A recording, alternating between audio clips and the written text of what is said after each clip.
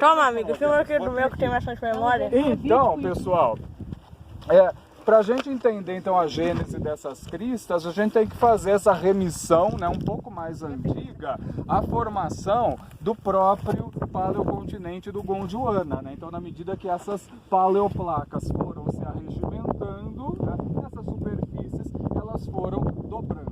Né? Então, essa região toda ela margeia, né, a borda meridional do cráton do São Francisco. Né? Então, nessa borda meridional do cráton do São Francisco, antes do Gondwana se arregimentar, né, nós tivemos ciclos deposicionais de bacias de borda cratônica, né, tá, que geraram uma carga sedimentar bastante significativa para essas porções periféricas do cráton, e esse material sedimentar, quando houve, né, esse processo colisional que forjou o continente do Gondwana, esse material sedimentar dobrou, se metamorfizou. Então o quartzito, gente, ele é uma rocha, né, metasedimentar, ele é um meta-arenito. Né? Então o quartzito ele é produto do metamorfismo de arenitos que se depositaram nessas antiquíssimas planícies costeiras que margeavam o que hoje é o cráton do São Francisco. Então vocês podem perceber que a manifestação do quartzito ela é bastante linear, ela está ligada a essas serras, a essas cristas preservadas por essa diferença, né, de resistência da rocha, por esse controle estrutural, né, e vão, né, justamente, né, formando essas auréolas ali em volta, né, dessa antiga placa que hoje ela está cratonizada, não é? Então esse ambiente aqui ele é um ambiente geotecnicamente sinclinal. O que é um sinclinal? O sinclinal é uma estrutura dobrada, onde o eixo das dobras aponta, né, justamente para o nadir, aponta para baixo. Se vocês perceberem, né, o mergulho, né, dessas rochas, vocês estão mais ou menos sentados em cima, mas dá para ver muito, né, distintamente naquela estrutura. Vocês conseguem ver que a direção do mergulho ela é bem marcada, ela está para cá, não é? Tá, olha só, o mergulho, né, das camadas meta-areníticas está nesse sentido, então está fazendo isso, vocês concordam? Isso é uma estrutura sinclinal, é diferente da dobra anticlinal, que é quando dobra para cima, quando você forma um arqueamento. E o anticlinal está onde? O anticlinal está lá embaixo, está no relevo colinoso, amorreado, né, emoldurado em gnáisses, em litologias gnáissicas. Então o que acontece aqui? Uma coisa muito interessante. O anticlinal, que é o alto estrutural, ele é o baixo topográfico, né, hoje. E o baixo estrutural, que é o sinclinal, hoje ele é o alto topográfico. Então quer dizer,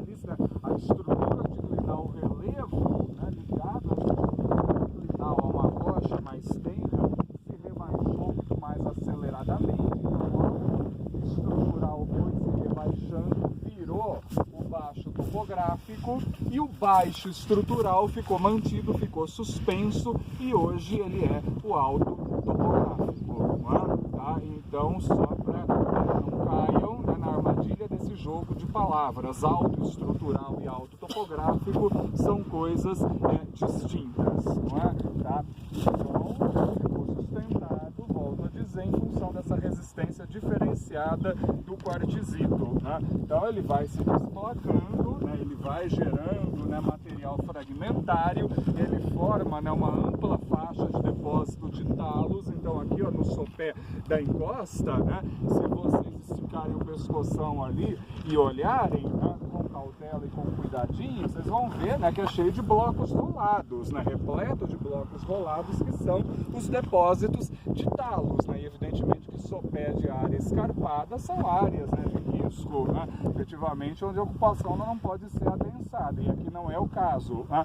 Mas eu estou dizendo que a partir desses acamamentos, né, os acamamentos, essa disposição em camadas que vocês estão vendo, né, formam-se planos, né, de partição da rocha bastante contundentes. Então eu vou tendo muita remobilização de material. Só que a alteração química disso daqui, né, ela é extremamente precária. Não é? Então o que acontece? Eu vou tendo a partição, o fracionamento, né, cada vez maior da rocha, até ela virar, por exemplo, uma areia quartzosa, né, uma areinha.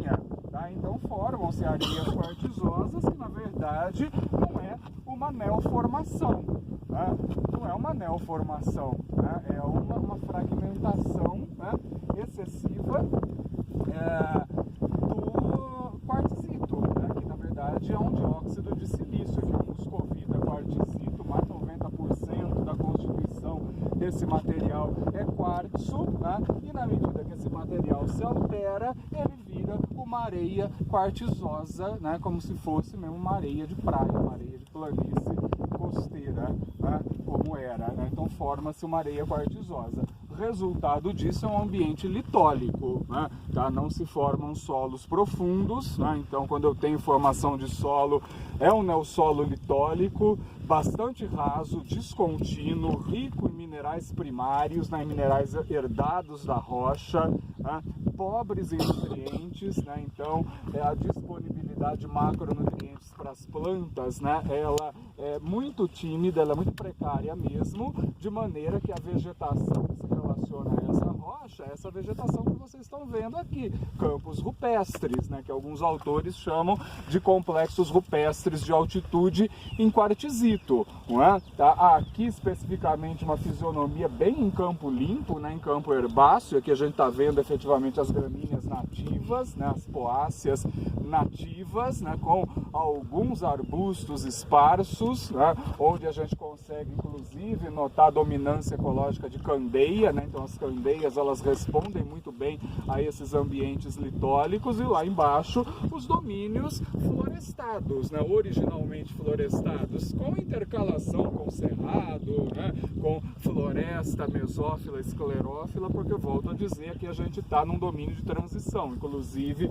na outra vertente a gente já vai entrar numa área de cerrado em ambiente intermontano, né? Nessas áreas intermontanas, os campos rupestres, né? Alguns autores vão chamar de campo quartzítico, alguns autores, por exemplo, Benítez vai chamar de complexos rupestres de altitude em quartzito, né? Porque os campos quartzíticos, os campos rupestres em quartzito, eles têm alguma afinidade florística com cerrado. Eu já vi pequi, por exemplo, pequizeiro aqui na Serra de Carrancas, né?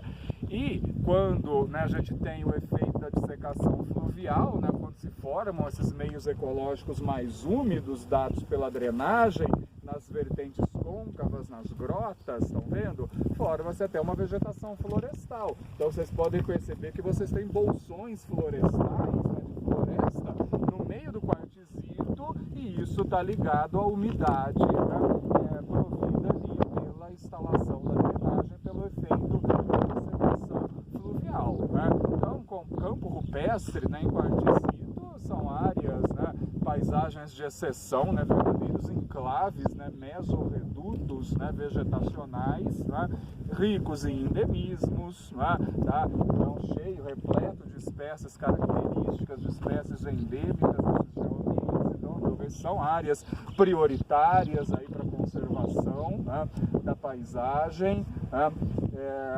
Grande parte dos autores, né, tem uma convergência em entender que a área de origem é o espinhaço, né, desses campos rupestres, mas hoje essa vegetação tem uma distribuição eminentemente disjunta, né? A disjunção é o padrão de distribuição dessa vegetação, né, porque está condicionado justamente à emergência aí dessas estruturas quartzíticas, né? Então, efetivamente, a gente está num enclave, né, num mesorreduto, né, de uma paisagem cuja estrutura e processos dinâmicos funcionais são extremamente distintos, né? Então não preciso nem muito me alongar, né, para falar aquilo que é explícito, que salta aos olhos, a diferença, né, de uma paisagem, né, de relevo, né, de morros e de colinas, dominantemente, né, pedogeneizados em latossolos, né, originalmente coberto por florestas, e onde hoje encerram as atividades agrícolas um pouco mais intensivas, com direito à chegada do eucalipto. Aqui nessa área altimontana, uma paisagem com uma estrutura completamente distinta, os solos profundos e mineralizados, repletos de argila de neoformação, dão lugar a solos arenosos, a solos rasos, em neossolos litólicos. A vegetação originalmente florestal dá lugar a uma vegetação vegetação não florestal, uma vegetação de campo, né, tá adaptada a esse ambiente de altíssima rochosidade. Ainda assim, nessas escarpas, eu tenho contato do campo com a floresta, né, ainda assim é possível, né, através do manejo dos mosaicos que formam a paisagem, né, você estabelecer alguns corredores ecológicos. Ó, então estão vendo aqui, ó, as matas ciliares, ó, elas formam e sejam alguns corredores, ó, dá para perceber que a rodovia ela rompe o corredor exatamente ali, não é? Tá? Ok? Desenho aqui a continuidade, está rompendo pela rodovia, esses corredores eles estabelecem conectividade com as escarpas montanhosas. Além das matas ciliares, pelo menos nesse espaço de visada, nada sobrou de vegetação. Então a funcionalidade das florestas ciliares aqui, né, enquanto garantidoras, né, de um fluxo gênico e de conexão com os ambientes altimontanos está sendo crucial, não é?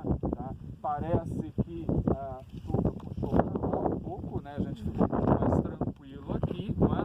Podemos até medir o mergulho e a direção.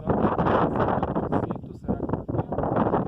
Fazer basicamente o que os colegas da UERJ estão fazendo ali. Não sei se eles são da geologia ou da geografia, mas vocês viram que tinha um ônibus parado ali, né? Então ali mexendo na rocha, né? Então o pessoal da geologia, que é esse pessoal louco chegando em rocha, né? Vamos ver ali a intensidade de mergulho e a direção